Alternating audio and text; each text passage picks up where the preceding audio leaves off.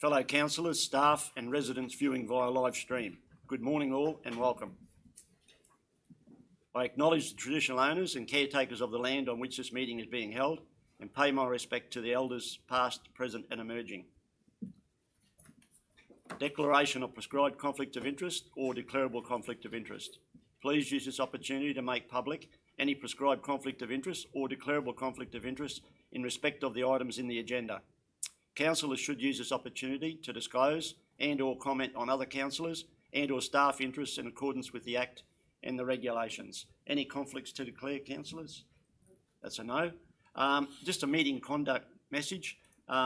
Please address council officers by their surname, not their Christian name. We have had a contact who's been watching our meetings live stream, and protocol is that when an officer is presenting their report, it's Mr. Singh or Miss Bradley, not their first name, if you don't mind. With those few words of introduction, I'll now hand over to CEO James to present the budget report. Thank you very much, Mr. Chairman. With your indulgence, the development of this budget has been extremely taxing, as I'm sure all the councillors are aware, given the workshops that we've put together leading through to this particular point in time.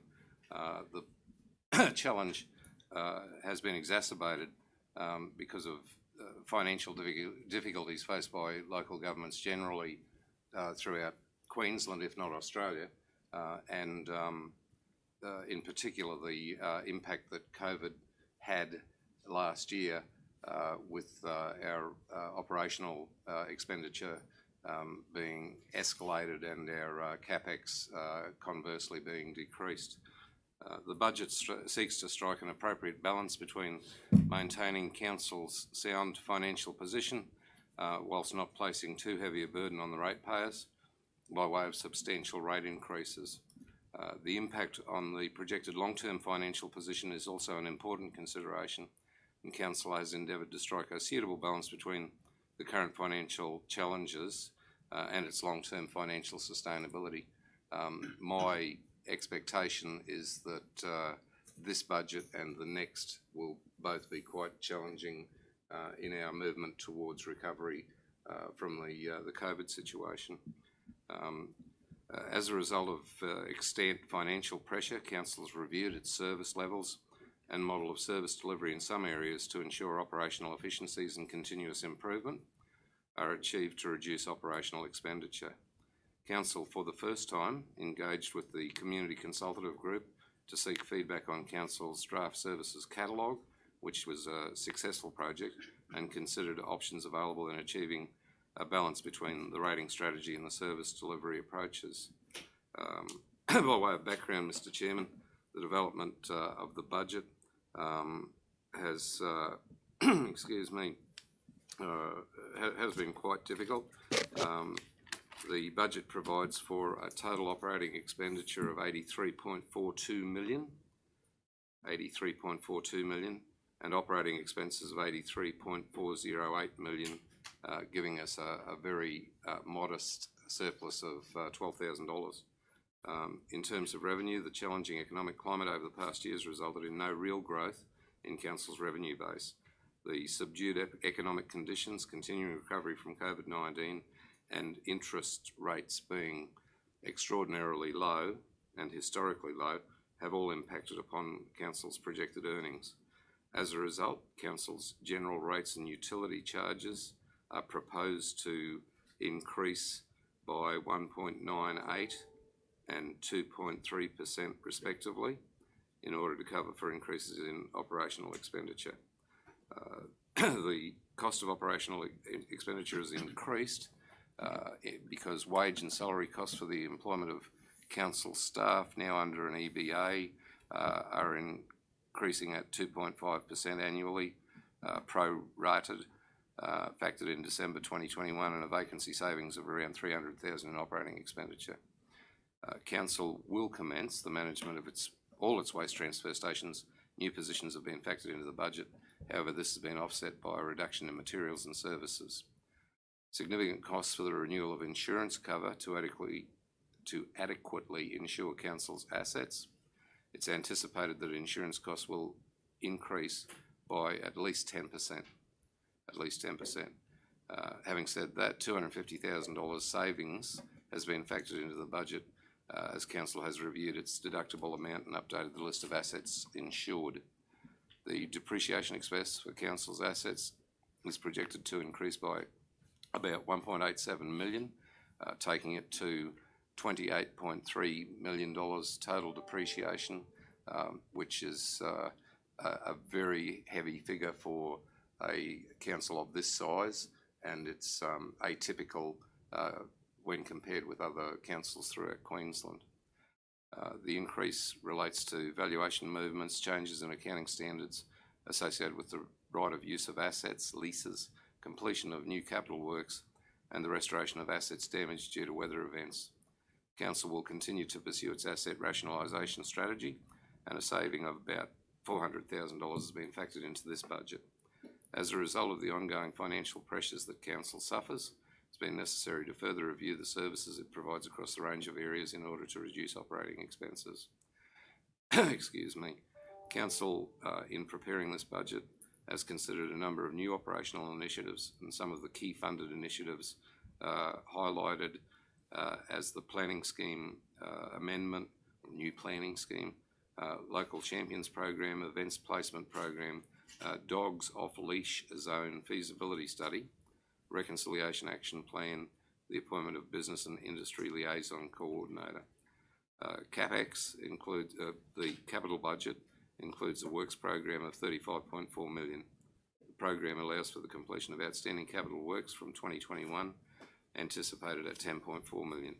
Summary of the new capital works program, excluding carryovers, includes infrastructure and delivery services $21.31 million, Office of the CEO $1.03 million, water $5.97 million, sewage $3.9 million, waste management $3.21 million.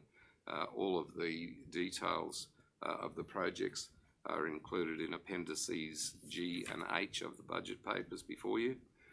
And with your permission, Mr. Chairman, I recommend that the report be received by Council.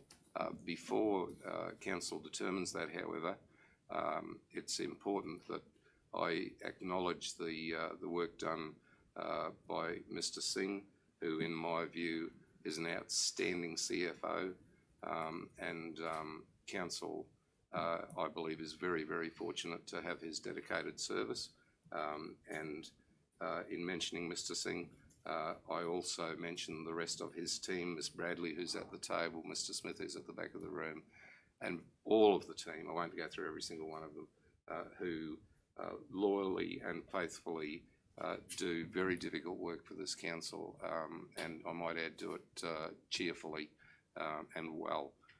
On that note, Mr. Chairman, I invite you to take a resolution. Thank you, Mr. CEO. So the first resolution in the budget is the Chief Executive's Office Budget Report. Would somebody move the recommendation, please? Moved by Councillor Chewy, seconded by Councillor Barnes. All in favour? It's carried unanimously. Thank you. I'll now deliver the Mayor's speech in terms of the 2021-2022 budget. Councillors, right now we are in unprecedented times, and this is a budget designed for extreme, unprecedented times. A significant effort has been made to minimise this year's rate increase whilst presenting a realistic budget that ensured that Council could sustainably fund services, existing infrastructure and new facilities that have been identified as important to our community. In 2021, we see the continued impact and recovery efforts of the COVID-19 pandemic, and Council has worked hard to retain a low rate increase that abuts the expected CPI increase to reflect the pressure on individuals and families at this time. Understandably, in this current economic climate, a priority for this Council is to be careful with our spending while still delivering a budget that is achievable and fair to the community. This budget reflects our commitment to achieving our corporate plan vision, which seeks to strike a balance which is central to our community's desire to see the whole of the Cassowary Coast region as a place with increasing opportunities for residents to live and work, where the region's assets meets the community's needs, a place with healthier and more sustainable lifestyles, and a place that has a healthy natural environment. Councillors, the budget I present today, a balanced budget that provides a small surplus, $12,000, and a budget that invests in our region, our community, and our future. Councillors, I am proud to say that today I present to you a budget that supports the community's long-term and immediate priorities. I submit the budget for your consideration. We now move on to Budget Resolution 2, Significant Differences Report, and will you speak to this? Ms. Bradley will speak to this report. Thank you. So the report we have in front of you is an explanation of significant differences for the current financial year. Apologies, my mic wasn't on. The report I've got in front of you today is a report on the explanation of significant differences. So this provides a forecast of our of our operating and capital revenue expenditure for the current financial year 2021 compared with our adopted budget. So the estimated actuals are mostly a reflection of our 11th-month budget review, which has been adopted by Council at the end of May. So overall, Council's estimated financial operating position for the 2021 financial year is anticipated to be a deficit against a small surplus that was budgeted for the current financial year.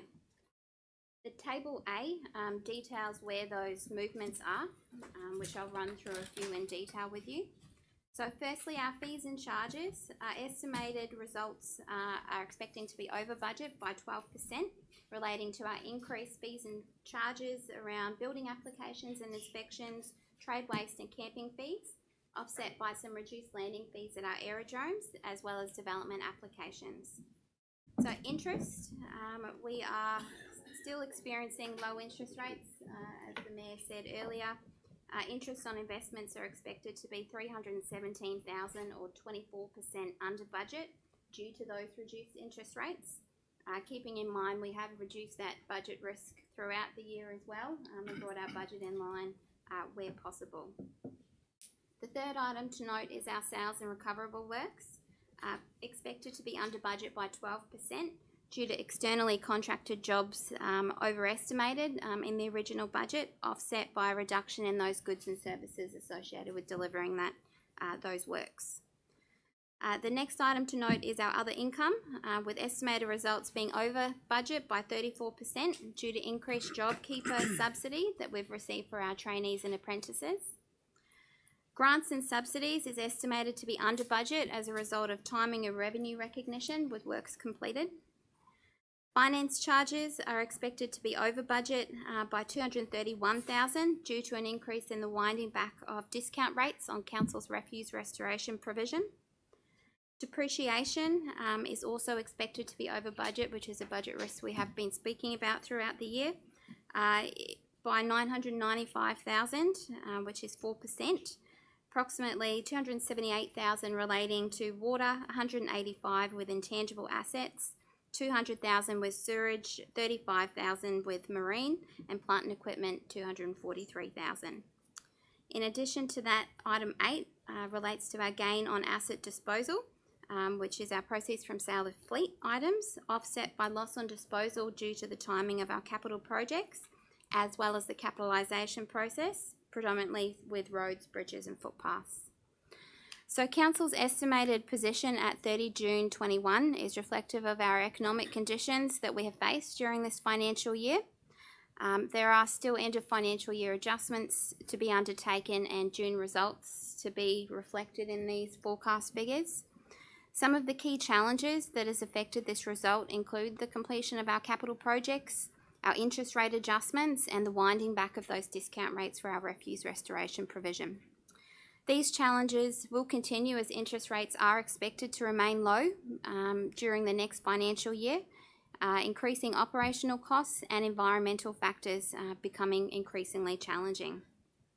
So to summarise, the report forecasts a deficit operational financial result, which highlights Council's inability to meet one of the 3 financial sustainability measures, and Council will need to ensure that measures are in place to achieve an operating surplus for the future year, which the new budget is expected to deliver. Just through the chair, I just wanted to add on, councillors, just be mindful, this is a estimate that we have done at a point in time, which is probably a month ago. So in between then to now, figures may have changed. And then also, we still have to go through the audit process between now and September. So I think going back to this report, so this is more a summary of this year and where we see us finishing this year versus what our budget was, to then going through the process and trying to finalize those numbers. So the connection to the budget going forward is we use the estimates from that report to build our budget, is something that's how we try and connect the figures. So just be mindful of that. Thank you, Mr. Singh. Thank you, Ms. Bradley. Any questions for the officer? If not, would somebody move the budget resolution number 2, significant differences report? Moved by Councillor Baines, seconded by Councillor Millwood. All in favour? It's carried unanimously. Thank you. We now move on to budget resolution 3, the revenue policy, and Ms. Bradley will speak to this report. Thank you, Mr. Mayor. Good morning, councillors. Good morning, all. So in terms of the process of the budget, so the next couple of recommendations actually would be our policies, our plans and our guidelines. So we'll go through those, and then followed by that, we'll also look at our significant business activities, and then going into financials, and then also the community report. So that's the next couple of reports that we'll go through.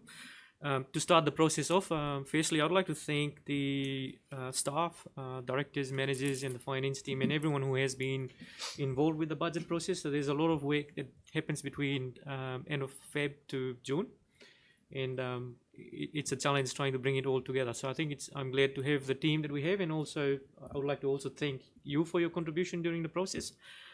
In addition to that, I also wanted to acknowledge the work that's being done by the community consultation group members, particularly the feedback they gave us through the budget process, and then also acknowledge the work of Michelle Freeman, who has been kindly helping us with the process. So they are some of the individuals that I wanted to mention this morning. The actual budget process, again, we started off in February. We went through a number of CIS sessions, and for this year, we actually embraced a new concept, and the new concept was doing budget by services. So that's something that Council has started this year, and I think that's something we'll try and continue to build on. Just going to the report in front of us, Councillors. So the first policy that we will go through this morning is actually our revenue policy. So the revenue policy itself, it sets out the principles that Council uses in terms of levying of rates and charges, and how we exercise our powers to grant rebates and concessions. It also allows us to recover unpaid amounts of rates and charges, and also come up with the methodology for cost recovery. So without going into too much detail, councillors, the policy itself is on page 15 of the budget papers. It also sets out how we make and levy, and also goes through a number of regulatory requirements. So without going into too much detail, and it's a simple policy, Mr. Mayor, the recommendation this morning is that councillors adopt the revenue policy. Thank you, Mr. Singh. Any questions for the officer? If not, would somebody move budget resolution 3, the revenue policy? Moved by Councillor Pervin, seconded by Councillor Chewy. All in favour? Carried unanimously. Thank you. Move on to budget resolution 4, the revenue statement, and Mr. Singh will speak to this one. Council, so as part of the budget process, we need to adopt our revenue statement, and our revenue statement actually outlines and explains the revenue raising measures adopted by Council in preparation of the budget. I will take us through the revenue statement in a bit more detail, so that starts on page 18 of the budget papers, Councillors. So in terms of the legislative requirements, so we have section 172 of the local government regulation that provides guidance on that particular revenue statement, and it also under section 94 is what allows us to make and levy rates and charges. So council has historically used the differential general rates as an approach to levy, and at the moment council has 22 rating categories, and those rating categories are identified on page 3 and page 4 of the report, and also page 5, councillors. So and on page 6 for this year, under table B, we have the 22 rating categories and the rate in the dollar, and also the minimum figures.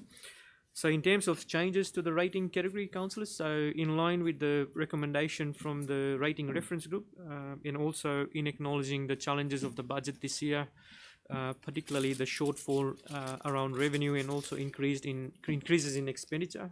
Council has increased its rate in the dollar by 1.98% for 21 categories, apart from the industrial category where we have increased our rates a little bit more in line with the recommendations, whereby the recommendation is to at some stage bring commercial and industrial rate in the dollar and make it aligned. So for this year, council has only increased the industrial category a little bit more, which is around 2.5%, which is reflected in the minimum rates and also the rate in the minimum dollars. So in terms of the couple of next items on the policy itself, on page 7, councillors, so we also levy the transport levy and the environmental levy. So for this financial year, council has increased our transport levy from $138 to $145.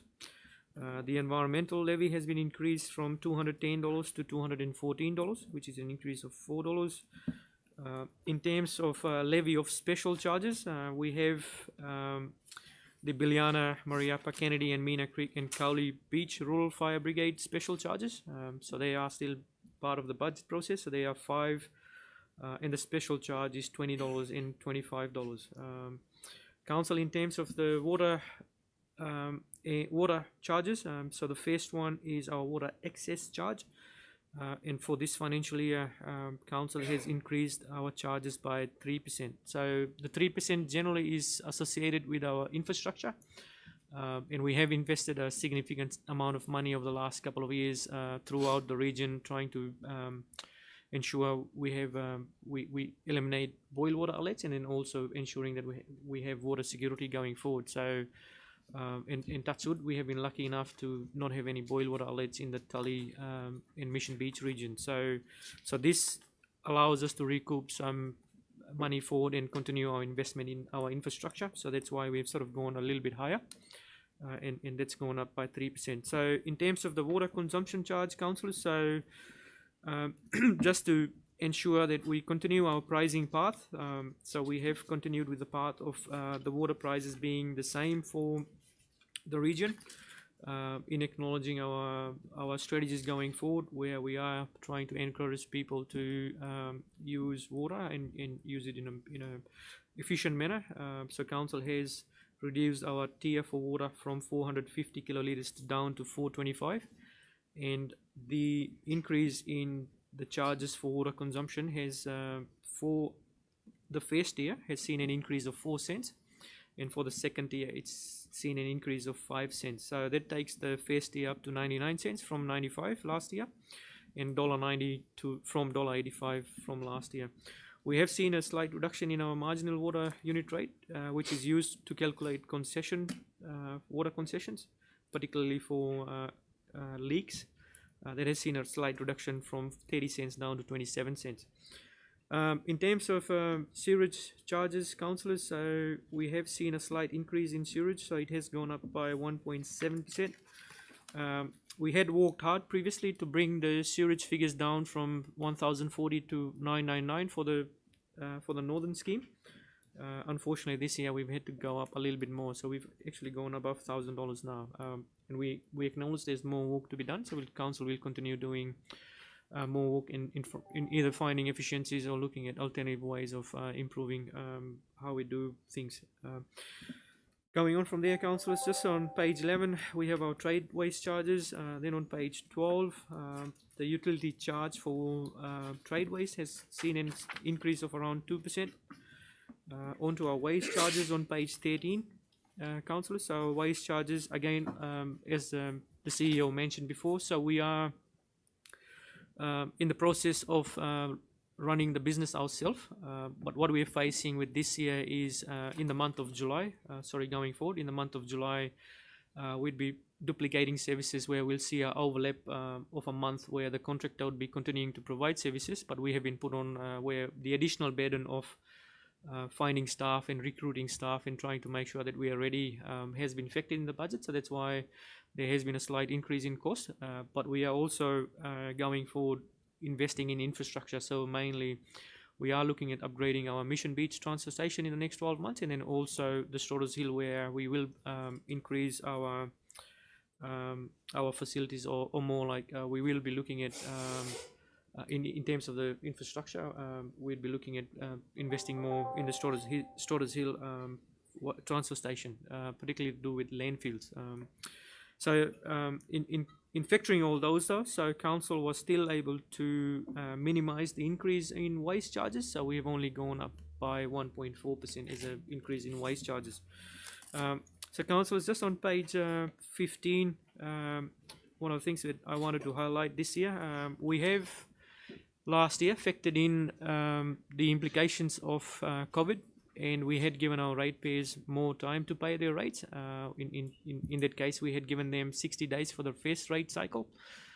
But we have seen, again, we have been lucky to not been exposed to COVID here as a region. And also, in terms of this year, we are reverting back to our 30 days rates notice period. So that's under 9.2 at the top of the page 15. In terms of discounts, councillors, so last year we made a decision to reduce our discounts to 15% to 10%. So this year council will continue with the 10% discount rate, and that's something that's highlighted on page 15. Interest on overdue rates and charges, councillors. So we do charge interest on overdue rates. Historically, the rates, the interest on rate figures have been high, but in the last couple of years, we've seen a change in methodology. So the new methodology that has been used from last year and this year, we use the bank yield figures that are provided by the Reserve Bank. And on top of that, there is a fixed figure of 8%. So the bank yield figures have reduced to 0.03%. So the outstanding rates for next year, in terms of interest on overdue rates and charges, is proposed to be 8.03%. And we have also continued our concession policies, councillors. So we have factored in concessions for pensioners, not-for-profit consumers who use home dialysis machines, and then also there is a concession that's available for undetected concealed water leaks, and we are continuing to provide those. And also, in terms of 9.6, which is on page 16, there's a section which covers off on our refund of rates and charges. Again, they're sort of covered on a case-by-case basis. Councils, on page 17, our land use codes, and the legislation also requires us to ensure that we have the map for the areas for the fire levies. So Appendix A has those maps and the areas that are covered by the fire levy. And with those, I'm happy to take any questions, and then we can move the recommendation, Mr. Mayor. Thank you, Mr. Singh. So you've just delivered the report on Resolution 4, 5 and 6, correct? Yep. Just 4, and yes, we can cover 4 and 5. Okay. Any questions for Mr. Singh? If not, would somebody move recommendation 4, the revenue statement? Moved by Councillor Barnes, seconded by Councillor Pervin. All in favour? Carried unanimously. Budget Resolution 5, interest on overdue rates and charges. Any questions for the officers? If not, would somebody move the recommendation, please? Councillor Millwood moved, Councillor Pervin seconded. All in favour? It's carried unanimously. Thank you. We now move on to Budget Resolution 6, the rating concessions policy. Councillors, so the rating concession policy is on page 40 of the report. The policy itself, as I mentioned before, covers the 4 different areas, and the 4 different areas mainly being the pensioner concessions. Councillors, we are retaining the same figure for pensioners for this year, which is a maximum of $300, and up to 50% remissions is what we are factoring in the budget, which is same. We haven't changed that. We have seen a change in the profile, so obviously our aging demographics, where we have seen an increase in the figure we reimburse, but council is happy to maintain that figure for now. We also have brought in concession for water consumption. So what we are doing is, with the changes in technology and us using smart meters, the policy has been updated to reflect both situations. One is the smart meter and the other is the normal meters that we have. In the policy, we have now brought in a section which is on page 43, which covers off in terms of exceptional circumstances associated with water. The relevant director or the CEO can grant concessions up to $5,000 without coming to council. And I think that's something that saves time and it improves customer experience, because in the past we've had to bring reports to council, and sometimes it does take a bit of time. So we're hoping that we can help and improve our customer experience in that space by delegating that to the CEO and also the directors. We have also factored in the policy in something that's new, and what we have identified is we do send out water leak notices. So one of them is our high consumption water notice, and the other one is our suspected water leak notices. So these are notices that we email out or we normally post out. So this is more informing our customers that they have a leak, and then they need to identify where the leak is and get a plumber in to fix it. So what we have done with the policy is we are giving them 60 days to make sure that they are there looking at that and then getting plumbers in to fix it. But in the policy itself, what we are acknowledging though is there can be situations where it's hard for us to get plumbers within that period. So the period before was 30 days, so we have increased it to 60. But we're also acknowledging that in some situations they might not be able to do that within 60 days. So we'll be still giving them the flexibility to still apply for concessions, and then we can work with the customer to make sure that they're eligible for that. Councillors, the next part on that policy itself, on page 44, it talks about the concession for community organisations. So we haven't changed any of that. So what council has done last year, we are going to continue doing the same. And then to finish off with the last section on that policy, it covers off the concession for the home water dialysis, so which is a good initiative to have. And we have removed from the policy any of the COVID-19 initiatives that we had initially. So with that, Mr. Mayor, I'm happy to take questions, or we can go to the resolution itself. Thank you, Mr. Singh. Any questions for the officer? Councillor Chewy.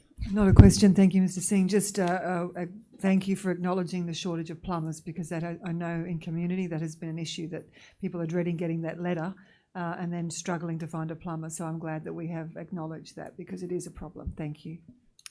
Any further questions for the officer? If not, would somebody move Budget Resolution 6, the rating concession policy? Moved by Councillor Purban, seconded by Councillor Chewy. All in favour? Carried unanimously. Thank you. We move on to Budget Resolution 7, the investment policy, and Mr. Singh will speak to this one.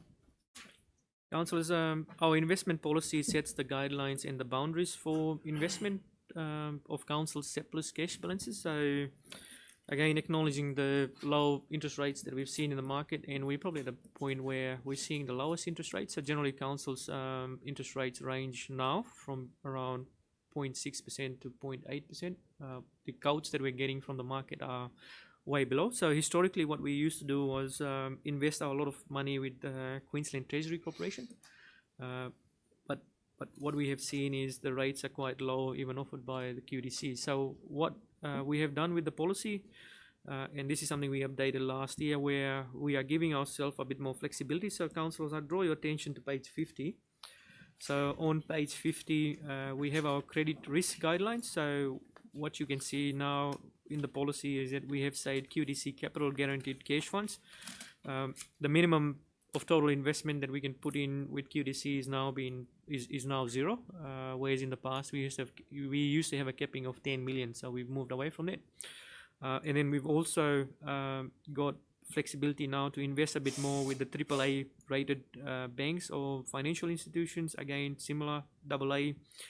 And then we've also now brought in other tiers, which is BBB negative, where we can invest around 25% of our investment with them. So this is all about giving us a bit more flexibility, where we can, if we can source better rates, we'll use other institutions, but in a sort of in a manner where we're still trying to manage our risk and not expose council to any challenges in the future.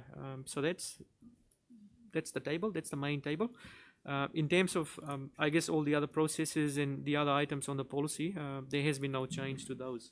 And the manager finance continues to have visibility over the cash fund, and she gets weekly reports, which we go through, and we try and maximize our investment wherever possible. So with that, councillors, I would recommend that we adopt the investment policy. Thank you, Mr. Singh. Any questions for Mr. Singh?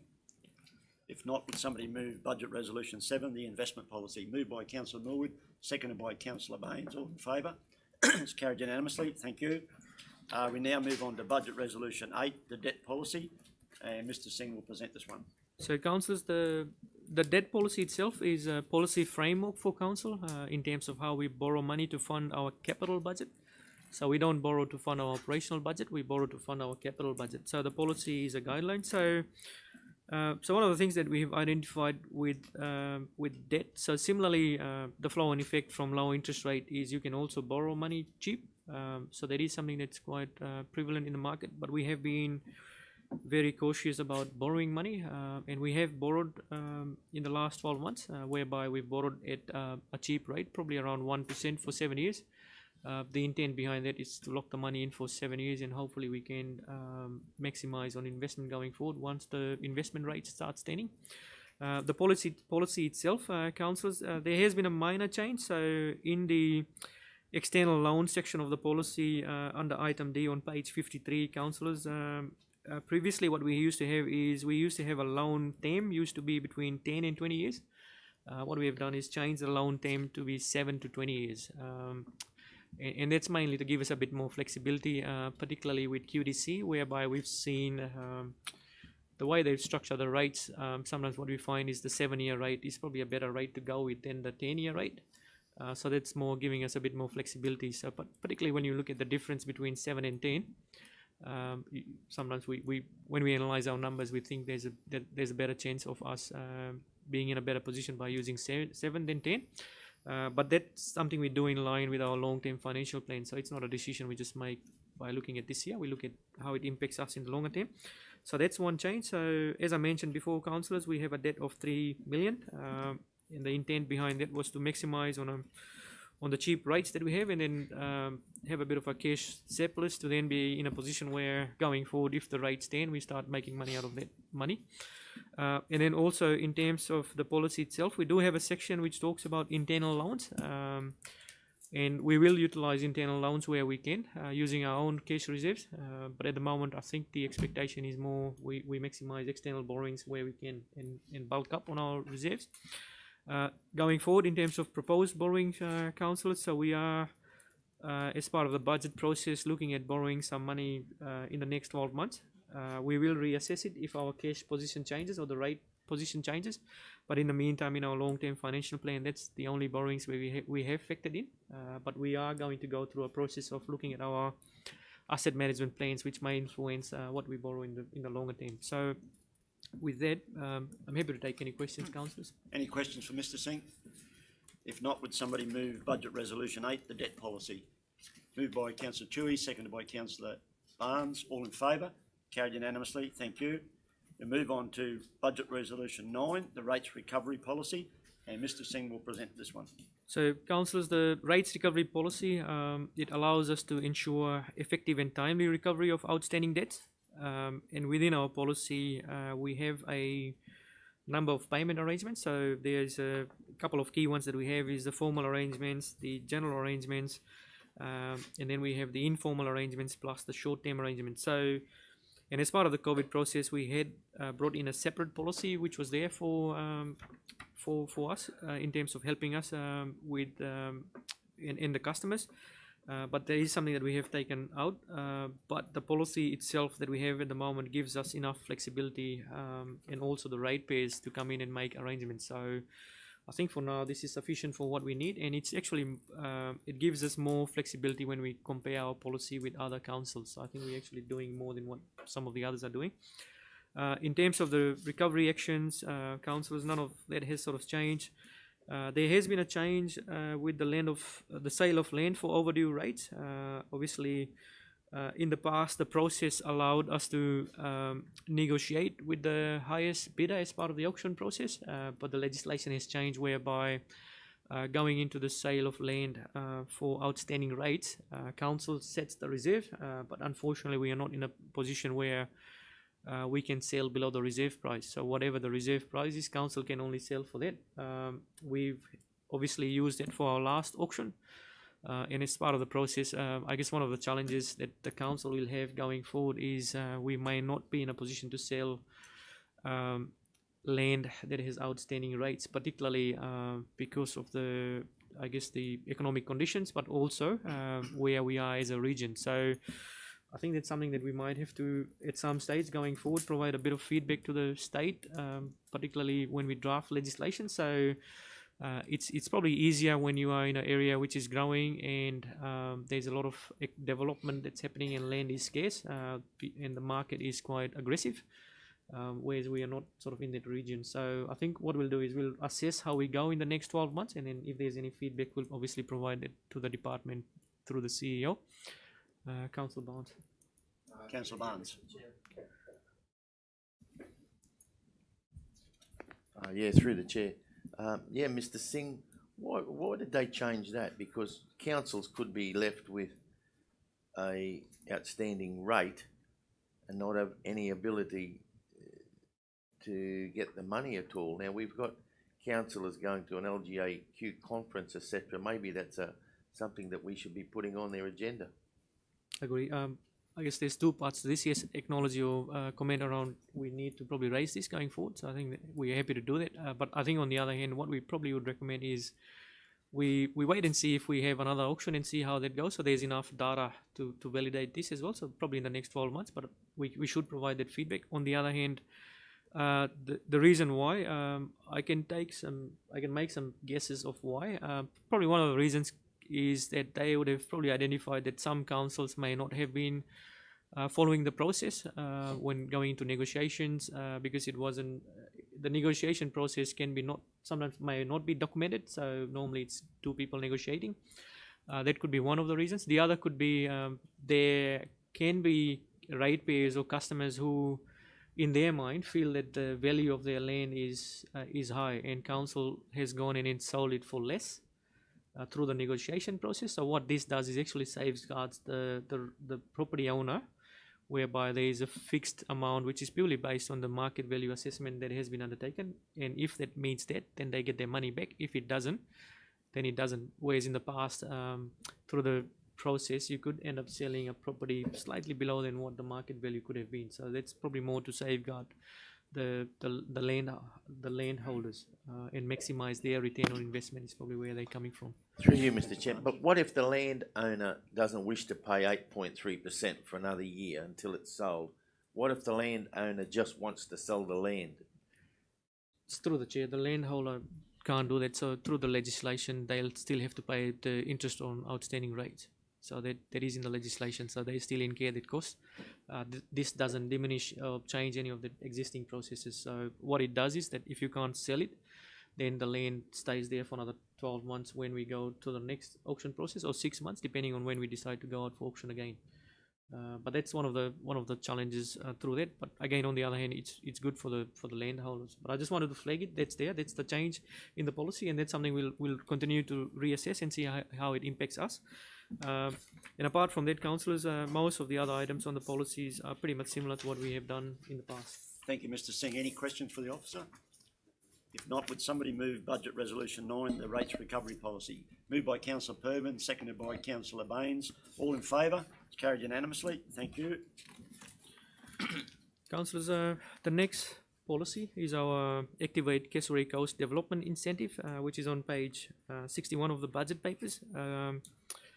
The policy itself, it encourages development, and it is designed to achieve certain strategic objectives for council, whereby we allow a reduction in additional pedestal charges for sewage over a period of 24 months. So this is for investors who come in the region, and one of the things that has been flagged with us is our sewage charges are fairly high when we benchmark us against other councils in other areas. So the intent behind this policy is that there's a bit of flexibility whereby if we look at page 62, on page 62, the table sort of gives us a good summary where if it's a property that has 10, or if it's a property which has greater than 10 or equal to or less than 25 new pedestals, then council will provide 50% reduction on the additional pedestal charge. And then if it's a property or a development which is greater than 25, then we are looking at a 70% reduction. So this is all designed to stimulate and help with attracting new investors in the region. And I think 3.3 does highlight those eligible criteria which sits underneath. So it's an existing policy. So what we are recommending is council continue with this policy. And this is a policy which is in addition to a number of other policies that are run through the planning section of council. So happy to take comments. Or Thank you, Mr. Singh. Any questions for Mr. Singh? First, Councillor Baines, then Councillor Millwood. Thank you, Mr. Chairman. I think an important piece to highlight in this as well is that reduction is only for the first 24 months. And then once that period is complete, that the developer goes, sorry, I got in before you, Therese. The developer goes into paying, the development itself goes into paying full charges, whoever's paying the charges at the time. Yep. Which would probably be to the Radnor Properties or whomever else. But Thanks for the clarification. again, it's Councillor getting the Baines. people in, getting the money started, giving them the opportunity to get the business up and flying, and then they're back paying what everyone else will pay in the future. Same thing? question. All right. All good. thank Any you, Councillor further Baines. questions for Mr. Singh? If not, would somebody move Budget Resolution 10, activate Cassowary Coast Development Incentive Policy? Moved by Councillor Millwood, seconded by Councillor Pervin. All in favour? Carried unanimously. Thank you. We move on to Budget Resolution 11, Trade Waste Environmental Management Plan. And Mr. Singh will present. So, councillors, the next item is our Trade Waste Environmental Management Plan. So, the purpose of this plan is to set out a consistent framework on how council manages trade waste discharges, and then also how we meet our obligations under our legislation in various other legislations and license. Councils, without going through this trade waste environmental management plan, it's a fairly complex document, and it has got a number of different components which actually allows our sewage and the water team to work out what needs to be done. It has an approval process, and there's a number of conditions that sit within the plan. We haven't made any changes to this plan, and without going into the complexities of the plan, I'm happy to take any questions and recommend that we adopt the plan. Thank you, Mr. Singh. Any questions for Mr. Singh? If not, would somebody move Budget Resolution 11, the Trade Waste Environmental Management Plan? Moved by Councillor Chewy, seconded by Councillor Barnes. All in favour? It's carried unanimously. Thank you. We move on to Budget Resolution 12, Services Management Guideline. Mr. Singh.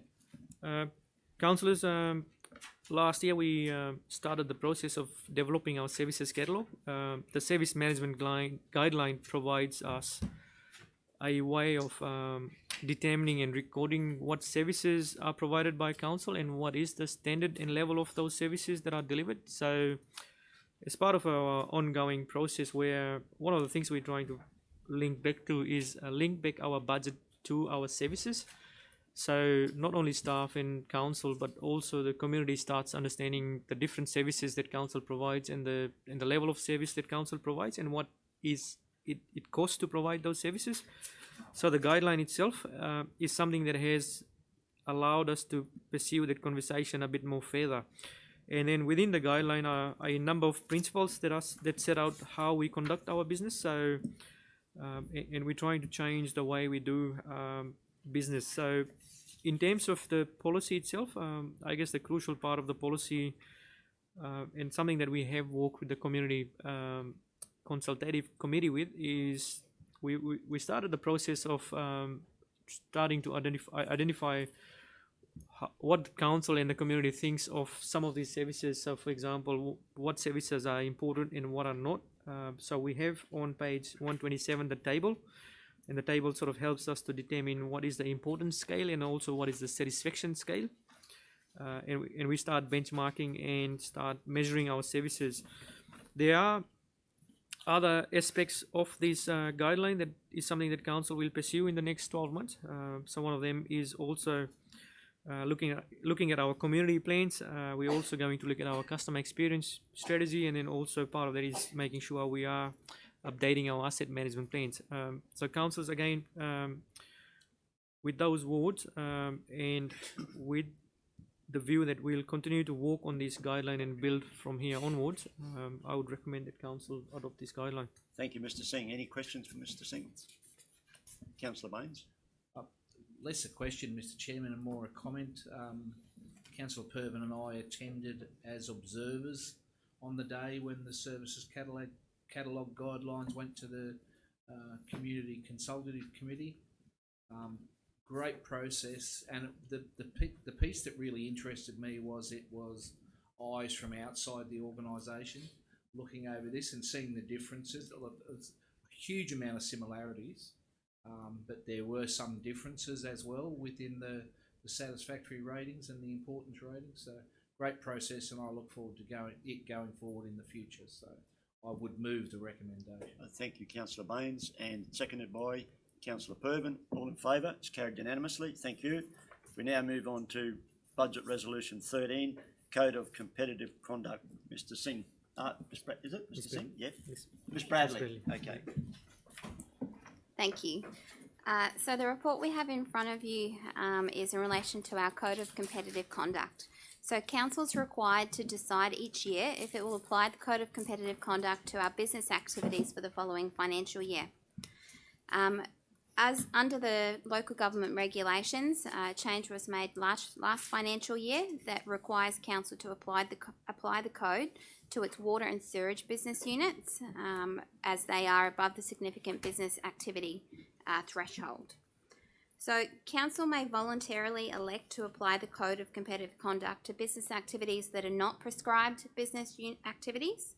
Part of the reform process includes applying full cost pricing to those business activities and the removal of any competitive advantage or disadvantage where possible, which is the application of the competitive neutrality principle. So the thresholds for the 21-22 financial year for water and sewage is based on the number of premises connected to a water service at 30th of June for each financial year, which is set at 10,000 or more. And any other business activity, the threshold is set at 9.7 million. So applying the code requires application of full cost pricing as mentioned, identifying the cost of community service obligations, which I'll take you through a bit further, and the elimination of advantages and disadvantages of public ownership within the activity. So commercially competitive prices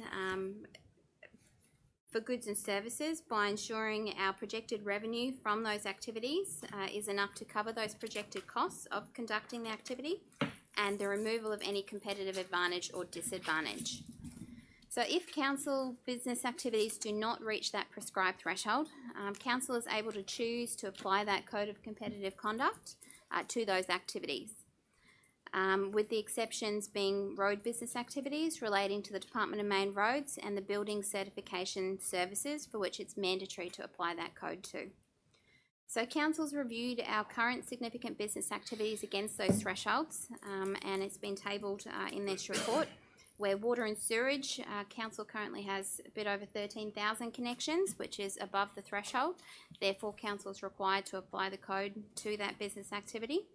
And waste management services, currently sitting at 8.7 million, which is under the threshold of 9.7 million. Therefore, it is in excess of that threshold.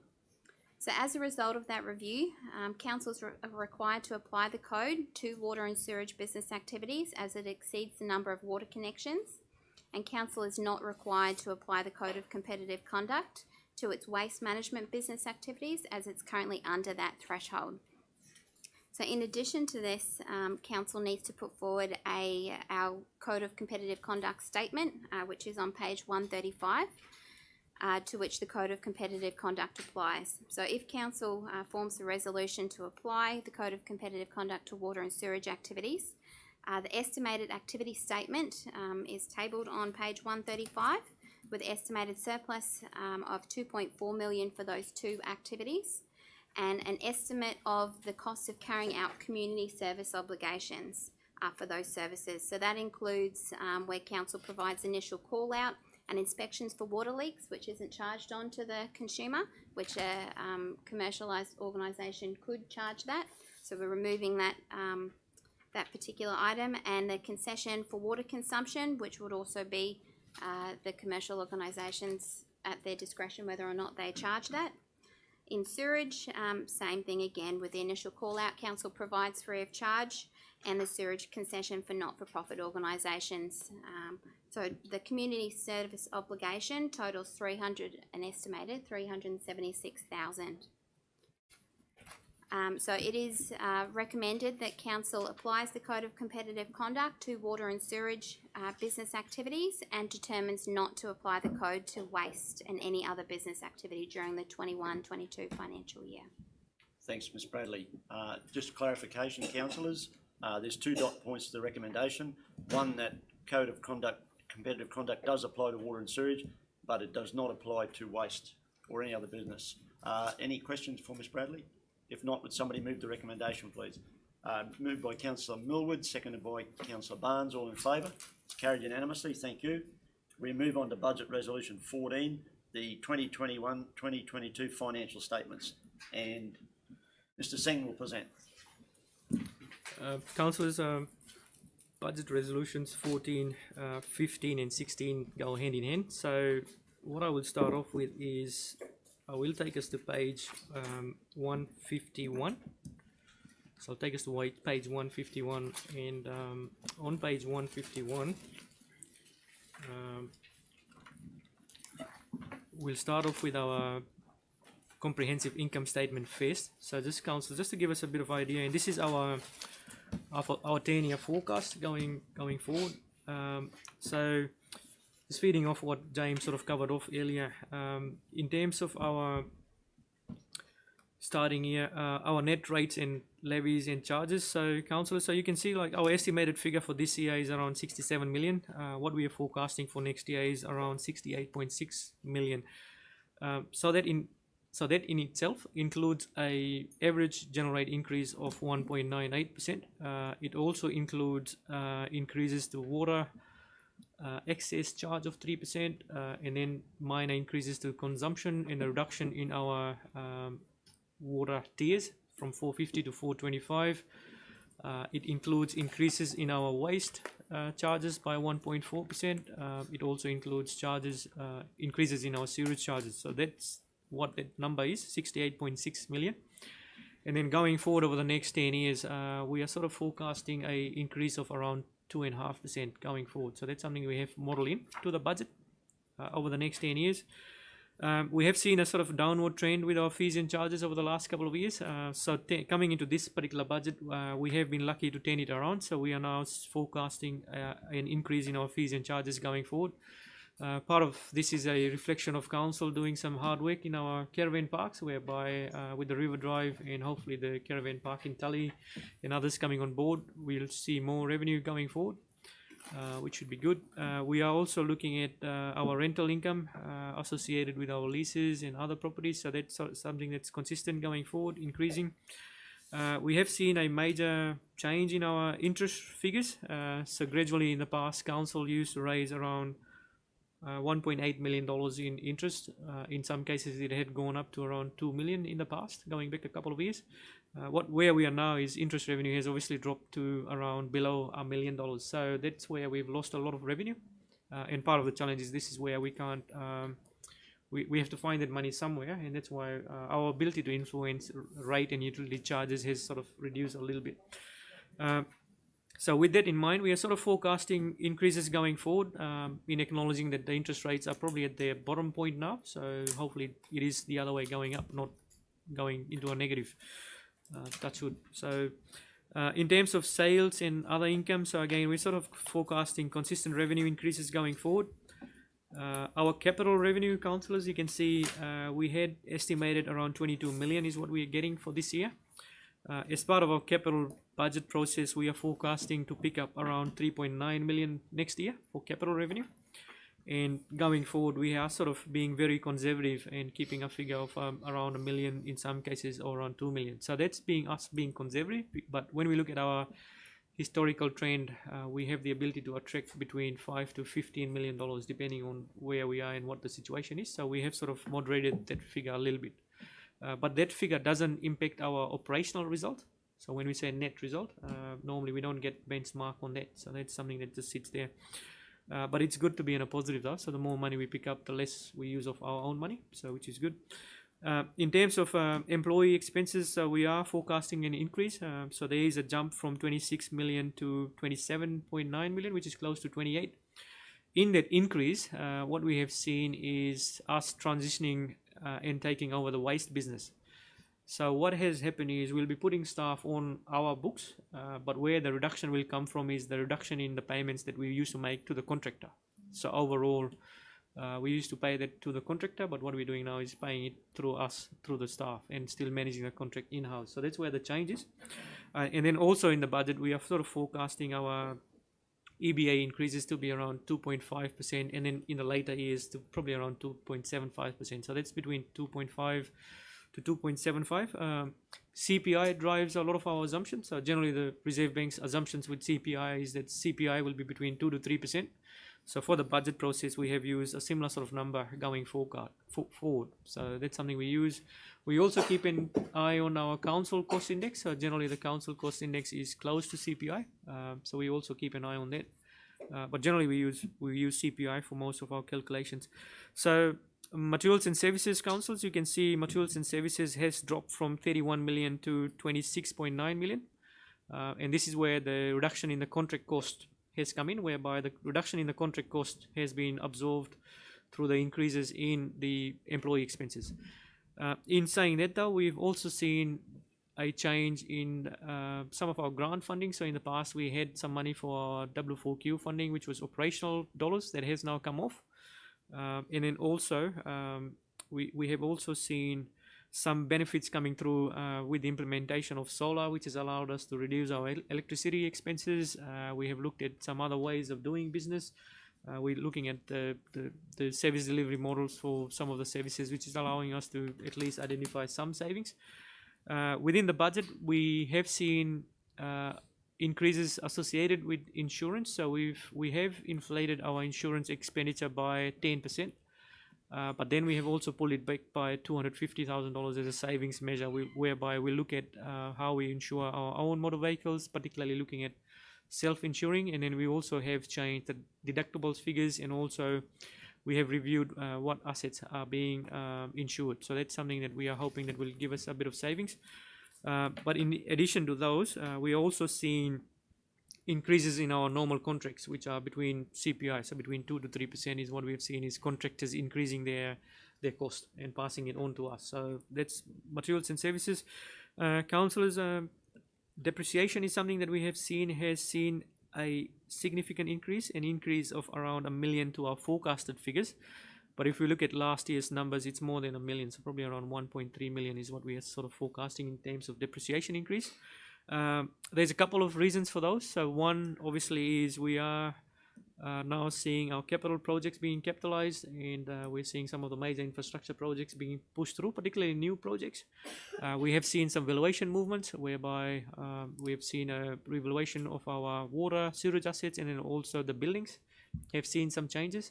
And a lot of the time, the replacement cost of building changes, and we are in a region where the cost of replacement for buildings are pretty high, even though the market value might not be that. So that's there. That has seen some changes. And then we've also seen the change in the accounting standards, whereby because of the changes in the leasing standards, with the leases that we've had for some of the vehicles, has resulted in us acknowledging that. So there has been an impact on that. So there's a number of different reasons. But in addition to that, what we're also acknowledging is that there's been work being done whereby staff are looking at assets and how we can factor in other obsolescence, or we can come up with a different methodology of doing depreciation going forward. So there has been a savings of 400,000 factored into the budget, plus with the work that council has done through the asset rationalisation process, that is where we've factored in some savings. So again, it's a council which has, we are a council that has $1.8 billion worth of assets, and the importance of having good asset management plans and also processes and systems in place that allows us to manage our asset base. And I think in the past we have said it is costing, the value of asset is around $75,000 per ratepayer, so it's a significant sum when we compare us with other councils. And then in terms of capital expenditure, councillors, so you can see we had sort of factored in 14.1 million as capital expenditure, but again going forward we are forecasting a lower figure. But that's us, sorry, the capital expenses are forecasted at 510, but going forward we're not forecasting a lot of numbers there. That's mainly us trying to offset not factoring in the capital revenue and by not factoring in the capital expenditure, because it's hard to forecast what assets will be disposed and written off. So that's where we probably have to do a bit of work. But then we also have some challenges with the model where we're not able to factor in some of those numbers. So that's why we try and moderate both. So overall, councillors, so you can see, yes, we are forecasting a deficit at a point in time, which was around 717. But we're going forward, we're forecasting a small surplus for this year. And then similarly, we are forecasting small surpluses going out until we get to, say, June 31, where we are forecasting a surplus of 1.2 million. But that's mainly a reflection of us and the need for us to update our asset management plans, because we see a reduction in our capital investment going forward. So that's where it's important that we revisit our AMPs at some stage. In terms of the balance sheet, which is on the next page, councillors. So again, similarly, in a similar fashion, we are sort of forecasting similar numbers. I will touch on the cash figure in the next page. But in terms of our borrowings and in terms of our liabilities, again, we're fairly healthy. We're forecasting minimal change in our liabilities, so from 12.7 million to around 13 million in the 10 years. Very limited borrowings we are factoring in to our long-term financial plans, and we do have a provision. Bulk of our provision relates to our landfill. So going forward, when we need to cap our landfills, we have allocated, and there's money sitting for that. So we are trying to make sure there's sufficient funds going forward. So that sort of sums up the balance sheet, councillors, over the next 10 years. I'll just take us through the next page. On the next page, on 152, we have our cash flow. So the forecast for the end of this year is around 45.7 million. Going into next year's budget, we're forecasting a cash flow of 40.8. And then going forward, gradually it's sort of dropping to 32, and then later on sort of picking up to around $48 million. So from a cash flow point of view, so again, council is forecasted to be in a healthy position going forward. And this is where we do have the ability to fund our capital projects ourselves. But again, we're looking at various options, and if we have to borrow, we borrow. But that's more around the rate at what we borrow and what we're borrowing for. And then on the next page, councillors, is our statement of changes in equity, which just demonstrates to us the movement between our financial, or the comprehensive income, and the balance sheet is what we pick up through the revaluation process. So I would take us back to now at the beginning of Appendix A. So councillors, Appendix A, B, and Appendix C and D are actually coming from the 10-year forecast. So the 10-year forecast actually has already identified those figures. So without repeating the whole conversation, so that's just the 3-year summary that sits in the beginning, and the 10-year summary is what we went through. So literally what we've done is picked up the 3 years, and we have it there, and that's part of the, I guess, the legislative requirement. It requires us to adopt 2 different measures. So that's the Appendix A, B, and C and D. Councillors, Appendix E, which is on page 142, is a breakdown of the department figures at a very high level. Just be mindful, it also includes internal charges, so that's why that figure is 96 million and not 83 million. But that just sort of gives us an idea in terms of where the departmental expenditure is. One of the things I can highlight from here, though, is council does rely on the water, waste, and sewage business to fund some of the general arm of the business through dividends that we pick up from those businesses. So that's where you can see between water, sewage, and waste, we're picking up around $3.5 million as a net figure, or a surplus figure, which is then offsetting our general business by a similar sort of number. So that's how we're balancing the budget at the moment. So on the next page, Appendix F, it goes in a bit more deeper. So we are then dissecting the different departments by the programs, or more like the sub-programs, and that sort of tells us how and what proportion of the budget is allocated to the different departments. And then councillors, similarly, next page, Appendix F sort of continues. So that's the breakdown of the budget by departments and sub-programs. Going forward, I think in the community report, there's an aspect of the services, and that's something that Leah will touch on later on. So from there on, councillors, the next part of the report, which is on page 145. On page 145 is a breakdown of our capital budget. So what we have touched on earlier was our operational budget, and then this is now our capital budget. So councillors, for this year, going into next year, what we are anticipating is a capital carryover of around $10.4 million. So at the bottom you can see anticipated capital is carryover is 10.4. One of the things that we've worked hard through the budget process is trying to position ourselves where we trying to reduce our carryovers and also trying to build a budget that is more deliverable, so that we can demonstrate to the community that what we are budgeting for is what we're actually trying to deliver. So there is alignment between the two. So part of the reason part of the strategy has been that we have then also tried building a budget this year, which is our capital budget of $35 million, which is a realistic budget and a deliverable budget, with the focus that we'll try and make sure we deliver those projects is something we're trying to work hard on, and at the same time trying to minimize our carryovers is the intent. So with that in mind, the total capital budget including carryovers is sitting at $45 million, and how we are funding that $45 million is, we can see we are hoping to pick up some grant funding, which is around $3.9 million. We are planning to borrow from QDC if the rates are good in the next year, and then also we are using some of our existing carryovers that we have sort of kept in reserves, plus our depreciation, which is funding our capital, and then also prior year funding, which is that is how we are trying to fund that. So core of the funding of our capital projects are actually coming from council source funding, and I think the conversation around depreciation and what we use depreciation for. So generally depreciation does help fund our renewal. So that's the connection. One of the things we've done this year is we are not fully investing our depreciation of $28.3 million. So what you can see, council source funding for this year is $22.4 million. But that doesn't mean we are not renewing our assets. So we're still renewing assets of around $35 million. But that's us trying to not have too many projects that we can't deliver. So, and that difference will normally go to reserve, and we'll use that money to fund future projects when we need to fund future projects. On the next page, councillors, which is our Appendix H. So Appendix H has a bit more detail of what sits in terms of what is the program for different areas. So building trades, we are budgeting for around $1.5 million worth of projects, which includes some solar initiatives and investment in our building facilities, and plus public infrastructure, swimming pools, and other areas. We have around $3.4 million in our drainage program.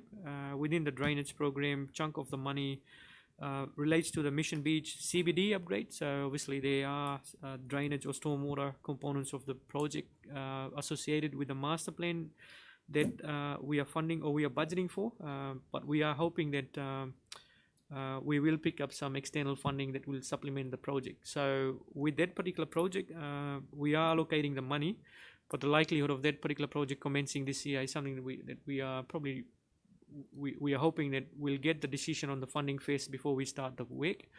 So there's a likelihood that that particular project may not commence this year. But again, that's us demonstrating our commitment to the CBD master plan, and we'll commence the project once we have a decision on the external funding. We have allocated some money for our website upgrades and the internet. We are continuing to invest in our IT with the challenges of vulnerability and some of the other issues involved with IT, and investing in Tech One. We have money allocated for our marine facilities of around $600,000, wrecking natural areas of $617. We have also identified that we would be investing in our Tally sewage treatment plant, investment of around $1.3 million. Total investment of 3.9 in our sewage infrastructure. Transport, our continued commitments to our reseal programs, and obviously our gravel roads, and one of the key things that we have factored in the transport budget is our commitment to improve our capital delivery by factoring in some additional money for forward survey and design. So one of the things we're trying to make sure is that we are design ready, and that's why we've allocated additional money through that process so that the projects are ready and we can start delivering more. So there is additional money allocated for that, and there is around $1 million allocated for culvert renewals. The other project associated with the Mission Beach master plan, so councillors, we are going to allocate $450,000 to the Mission Beach CBD car park. That's the land we bought a couple of years ago, and we're trying to now convert it into a proper car park. Again, a demonstration of our commitment to some of our master plans that we have. And underneath that, we also have our Innisvale CBD master plan, our continued investment in that space, and we're looking at doing the Owen Street in the next 12 months.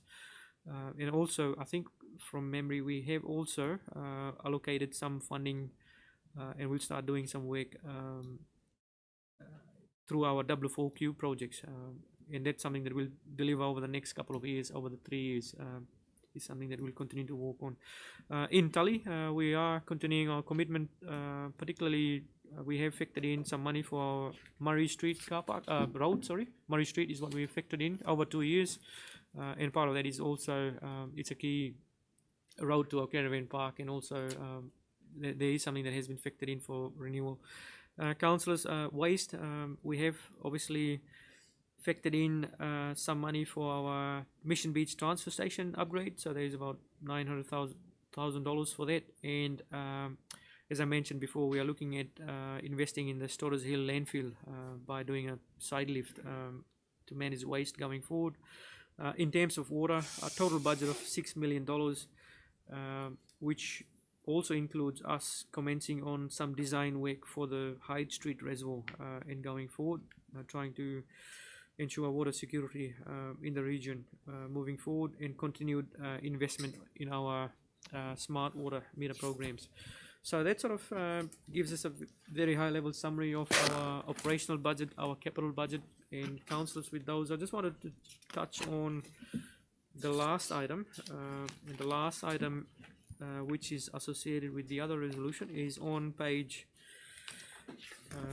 just on page 154. So on page 154, one of the things I wanted to touch on is the Department of Local Government and the Queensland Audit Office measures us on our financial sustainability, and the measures are the 3 ratios. So the first ratio is our operating surplus ratio. So in terms of where we are with our anticipated forecast for this year, we are not going to meet that ratio, is what we are forecasting. Again, that may change in the next couple of months, but at this point in time, we are forecasting not to meet that. Going forward into the next 10 years, we are forecasting that we'll meet that ratio over the next 10 years. So that's why you can see there's a yes to the operating surplus ratio fall between the target band going forward. So that's something we are hoping to achieve. In terms of the next ratio, which is our net financial asset and liability ratio, so the target is 60%. For this year, we will meet that ratio, so we are targeting 34.5%, and generally I think from where we sit, we will definitely meet that ratio, so there's no issues with that. And then going forward into the future years, we are saying yes, we will meet that ratio as well, so that's where we are forecasting a yes to the next 10 years. The last ratio, councillors, is our asset sustainability ratio, so this is where the target is 90%. So generally the expectation is we'll invest 90% of our renewals or depreciation into renewals, and what we are forecasting for this year at this point in time is that we will meet that ratio. So if we look at the current financial year, we're saying we're going to meet 2 of the 3 ratios apart from 1.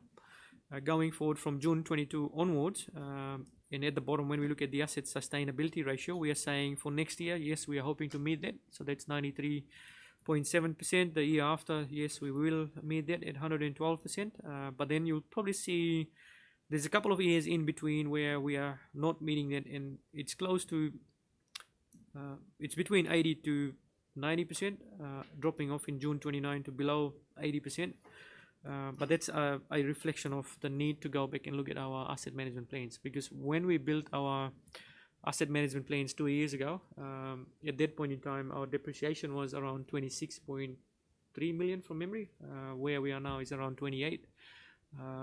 But what we need to do is sort of get into the process of actually reviewing them on an annual basis, so that then we can predict and forecast more accurate figures. But again, that's a reflection of us in the need to go back and look at our AMPs. But again, from a financial sustainability point of view, what we are sort of forecasting is a future that is sustainable for council going forward. So that's in the long-term plans. And then underneath on that same page, councillor, so Appendix K. Appendix K is the total value of change in our rates and utility charges. And what we have brought into the budget process is we are actually comparing our movements over the last over last 12 months, and we compare it against two figures. So when we look at the variance, so the first variance is a comparison against our estimated figures that we had sort of forecasted for the end of this year. So when we look at our 2021 budget versus our, sorry, it should be 2021-22 budget versus our estimates, what we're saying is general rate has gone up by, average general rate has gone up by 1.98%. So that's us using our estimated figures. And the change in utilities and charges is around 2.13%. And then once we take off the discount, the overall movement on net rates and utility charges using our estimated figures is around 2.39%. So that's using our estimated figures. And then at the same time, when we compare our 21-22 figures versus our 2021, and this is our budgeted figures. So there's a difference between our budget and the estimated figures. So we've increased or changed our estimates.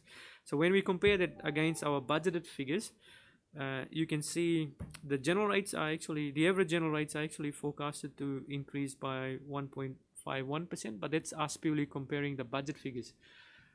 But in the actual modeling, what we have said is the general rates are going to go up by 1.98% for the 21 categories, apart from one where it's going up by 2.5%. So just to avoid any confusion, so that's where we're saying that's the number, 1.98 plus 2.5 for the industrial category. In terms of the utilities and charges, the figure there is a percentage change of 3.49%. And why that figure is a bit distorted is because of our sewage second pedestal incentives, where we, from the budget, took away $200,000 and we're going to give it back to our ratepayers. And then throughout the year, not every ratepayer has taken advantage of that. So what has happened then is our estimated figures are actually excluding the figure that hasn't been taken up by people. So that's why it's distorting the numbers a little bit. So overall, they are the two numbers that we are going to sort of look at, and there'll be a recommendation around the rates and utility charges. And for that particular recommendation, the figures that we are using is actually the figure which is the second figure, which is 2.4% and 2.48%. So that's what the legislation requires us to adopt the budget on. But the estimated figures gives us a more realistic figure of what we have done through the budget process. So it gives us a greater clarity of, okay, what are the actual increases in movements. Happy to take questions and if there's any confusion. Thank you, Mr. Singh. We'll go to the first budget resolution 14 first. Are there any questions for Mr. Singh? If not, would somebody move budget resolution 14, the 2021-2022 financial statements? Moved by Councillor Baines, seconded by Councillor Chewy. All in favour? It's carried unanimously. Thank you. Budget resolution 15, the 2021-2022 budget. Any questions for Mr. Singh? No? Who'll move that one? Councillor Chewy moved. Councillor Barnes second. All in favour? Carried unanimously. Thank you. Budget resolution 16, changes in rates and utility charges. Any questions for Mr. Singh? No? Moved by Councillor Millwood, seconded by Councillor Pervin. All in favour? It's carried unanimously. Thank you. Now we move on to the final budget resolution 17, the community financial report. Mr. Singh, Ms. Bradley. Thank you. Before I take you through this report, I'd just like to also pass on my appreciation to all staff involved in the budget process and the effort put in, as well as councillors and all of the effort throughout our numerous budget workshops that you will put up with finance for a significant amount of time. And also pass on my appreciation to the management accounting team who put in a substantial amount of effort and continued dedication, particularly in turning these reports around faster with this council meeting being brought forward from the planned last week. So I wanted to pass on that appreciation. So our community financial report is one of my favourite parts of the budget process. So this provides our community and councillors with an informative and understandable way to enable easy evaluation of our budget papers. So the graphs, which we've used widely throughout this, provide visual presentation of data and key financial statistics. And so council's budget comprises of two elements. We've got our operating budget and our capital budget. The annual operating budget takes into consideration the needs of community and ensures that council has adequate revenue to provide those levels of service. Council maintains and manages infrastructure assets that are largely unique to the public sector, including communities' water, sewerage and waste infrastructure, network of roads, bridges, drainage, marine, footpaths, parks, foreshores, camping grounds, sports grounds, showgrounds and community halls. It operates library and visitor information centres across the region, providing planning services and supports community, sports and cultural programs. Council provides for these extensive and diverse range of services, primarily by utilising revenue generated from our rates and charges, as well as grants. The 21-22 budget, as we've spoken about, delivers a small operating surplus of $12,000. The capital budget provides for investment in community infrastructure to service our region with a 10-year long-term financial plan designed to accommodate the needs of the community into the future. Community assets cover categories such as those that I mentioned, with land and buildings, plant and equipment, roads, water, sewage and waste infrastructure. Continuing to invest in community assets, the 21-22 budget delivers a capital works program of $35.4 million. Council has focused on continuing to achieve efficiencies and reducing our operating costs whilst maintaining a level of service that meets our community's expectations. And this has been achieved by including asset rationalisation targets, reviewing the way council ensures its assets and reducing the number of operating initiatives in the 2021 financial year. Taking these factors into consideration, council's determined a minimal increase to the level of rates, with the general rate increase being 1.98% for the 21-22 financial year. So this particular report takes you through each aspect of our budget as well as the financial statements and explains how it functions, how to interpret it. As Govinda mentioned, it also provides a table on page 159 in relation to council services and their operating and capital expenditure associated with those. Goes into detail on our operating revenue and with 82.26% reliance on net general rates and 9.2% on grants. Our operating expenditure split as well as our capital works program and the 10-year capital forecast. Gives a bit more information around our financial position, changes in equity and cash flow, so it's a little bit easier to understand, as well as council's financial sustainability ratios. It also pulls apart our rates revenue with 53.48% of our general rates being residential, and then our 10-year forecast for CPI over the long term.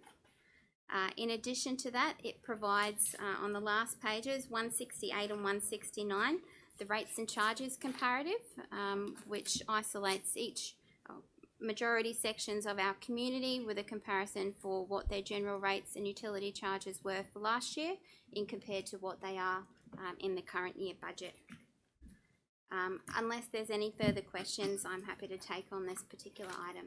Thank you, Ms Bradley. Any questions for Ms Bradley?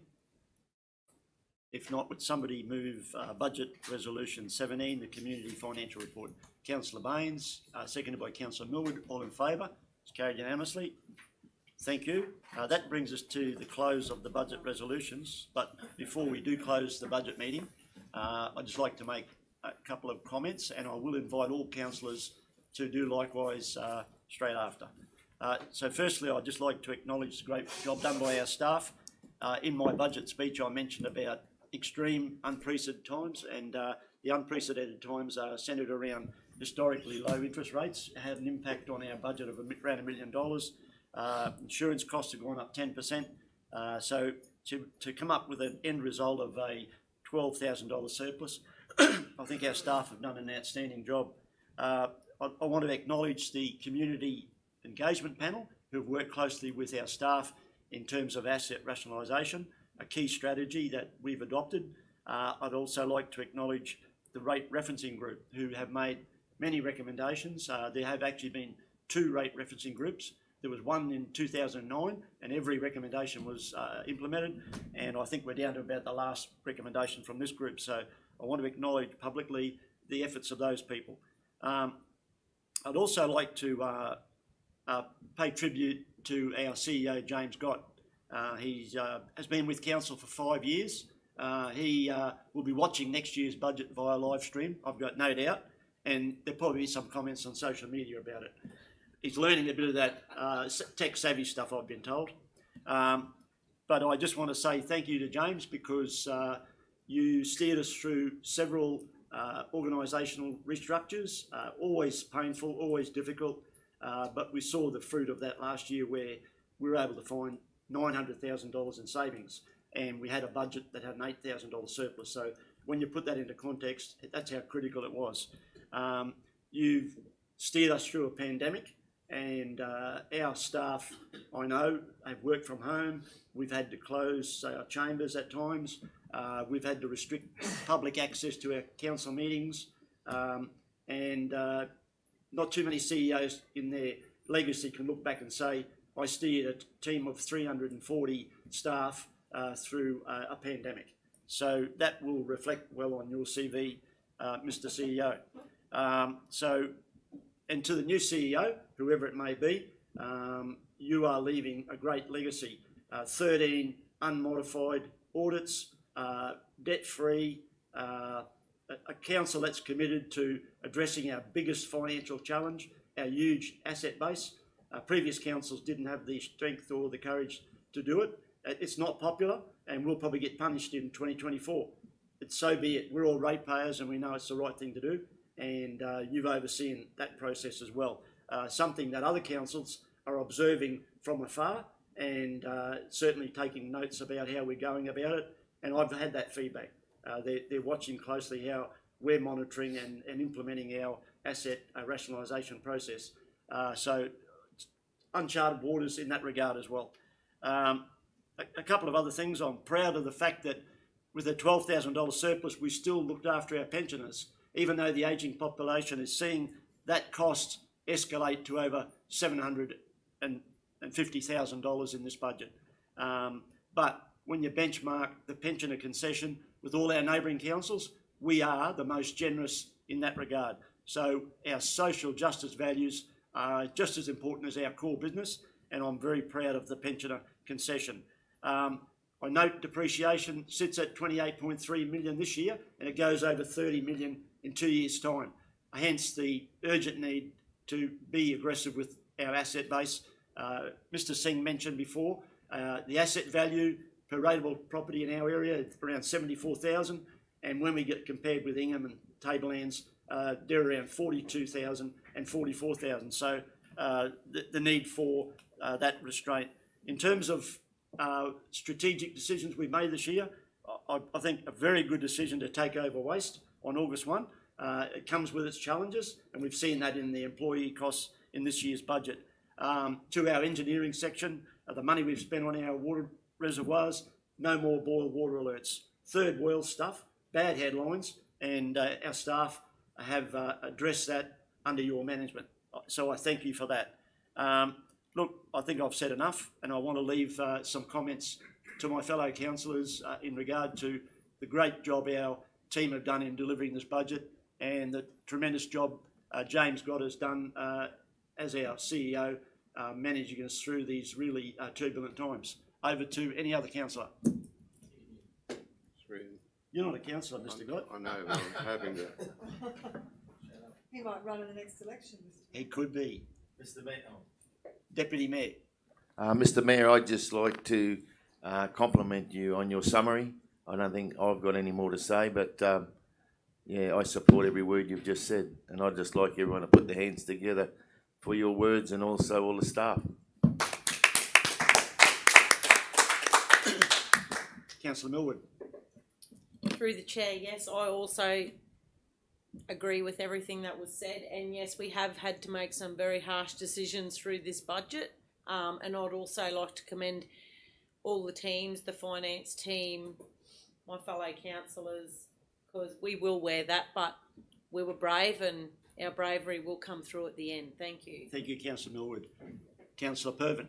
I too, Mr Mayor, like to thank your kind words there, and also like to thank my fellow councillors for the hours upon hours we put into getting this budget over the line. We will wear some pain, but long-term gain for some short-term pain. Very well said. Councillor Chewy. Yeah, I agree with everything you've said, Mr Mayor. Budgets are always daunting. I think as a new councillor, it's probably one of the scariest things that you have to deal with. And I take my hat off to the finance team because, as I've said before, anybody that gets excited about numbers just baffles me and completely. So I congratulate them and all the directors and their teams and our fellow councillors. And a thank you too to Mr Gott, who has guided me personally through some challenging parts of my moments decisions and conversations that I've had. So thank you to everybody involved, and onwards and upwards we go. Thank you, Councillor Chewy. Councillor Baines. Thank you, Mr Mayor. You weren't going to get out of it without me saying something. So again, I do reiterate all your comments and your sentiments towards the staff, the community groups, our fellow councillors. You know, I've been in this team now for 5 years and I've seen many changes, and people aren't very comfortable with change a lot of the times, but I know that the councillors, the executive management team members, and I believe the entire organisation is better for the changes that we have made and the things that we are putting in place. There's been a couple of comments around the table about the pain we're going to wear today. I mean, again, this is one of the smallest rates and fees and charges increases in probably 10 years that this organisation has been in place. And there's many sensible people within our community who understand what we're doing and where we're going, and they really live by the adage, one coast, Cassowary coast. And I think we've brought a budget down today that is just absolutely epitomising that new catch cry, or that new, sorry, it's not a catch cry, it's a new mindset within our region. I think we need to continue it. So congratulations to everybody. Thank you, Councillor Baines. Councillor Millwood. Sorry, through the chair, I also would like to acknowledge the many hours put in by the community consultative group and the rating reference group, because they are our eyes and ears from the outside, and they need to be commended on the work that they do. Thanks. Yes. Thank you, fellow councillors. Before I hand over to Mr Gott, who's chafing at the bit for right of reply, I just want to put it in these dollar terms. Last year, we were being sworn in. I think Councillor Barnes was the only certain winner, and the rest of us were going through a painful process of preference counting. We hit Easter, there was another delay, and what was happening all the time? Staff were doing the budget. They did all the hard yards for us. We were fortunate. We walked in, there was a package there, slight adjustments, but the real measure is this year when we were able to be around the table and help them, we've delivered a $12,000 surplus. They could only deliver an $8,000 surplus. I was going to leave it at that and hand over to Mr Gott. Through you, Mr Chairman, and seldom am I short of words, one of my many failings, but on this occasion I am short of words. Your comments in respect of me were too kind, and I'm deeply touched and humbled. Together with the words of the councillors, I thank you, and I thank you for your leadership. The words in respect of council's other staff, though, were entirely appropriate and well deserved. I salute the council, and I salute you, Mr Mayor. And again, I'm finding it very difficult to find the words to thank you, because your comments really were unexpected and too kind. But thank you nevertheless. Throw in a Gottism. Throw in a Gottism. Well, perhaps rather would have deserved something in the invective or the pejorative. Thank you. Happy now. If there's no further comments, I'll declare the budget meeting closed at 10:40. Thanks, everybody. And we have another meeting in 20 minutes' time. Yep. So we've got 20-minute comfort break. Good work, team. Are we finished, Daniel?